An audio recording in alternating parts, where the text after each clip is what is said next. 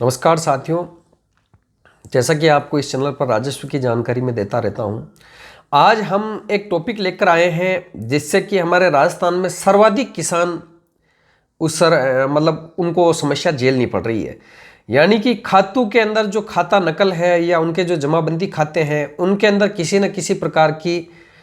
त्रुटि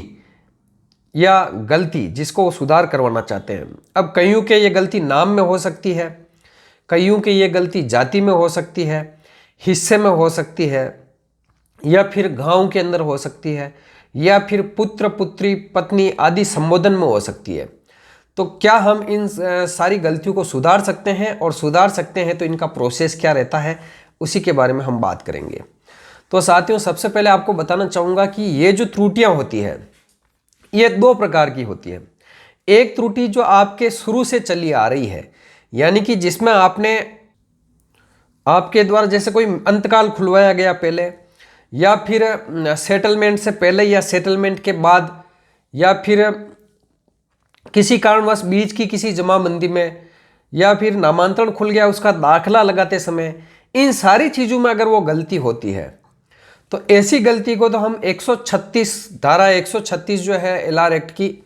उसके तहत एसडीओ कोर्ट के अंदर यानी कि एसडीएम कोर्ट के अंदर हम वहाँ पर वाद दायर करके उसको सुधरवाते हैं। दूसरी गलती, अगर आपके मान लीजिए कि पहले वाली पुरानी जस्ट पहले की खाता नकल में अगर आपकी वो गलती नहीं थी और इस वाली में हो गई, या ऑनलाइन होने से पहले नहीं थी बाद में हो गई, ऑनलाइन होते समय किसी कंप्यूटर की लिपि की त्रुटि से अगर वो त्रुटि होती है, तो ऐसी त्रुटियों को आप अपने शुद्धि पत्र के द्वारा सुधरवा सकते हैं, जिसके अंदर पटवारी जी की रिपोर्ट, गिरदावर साहब की रिपोर्ट और तहसीलदार जी के द्वारा वो स्वीकृत होता है।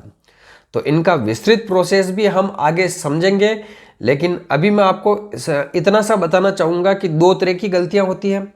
पहली, जिसे शुद्धि पत्र के द्वारा सुधारा जा सकता है, और दूसरी जिसे आप 136 से सुधार सकते हैं।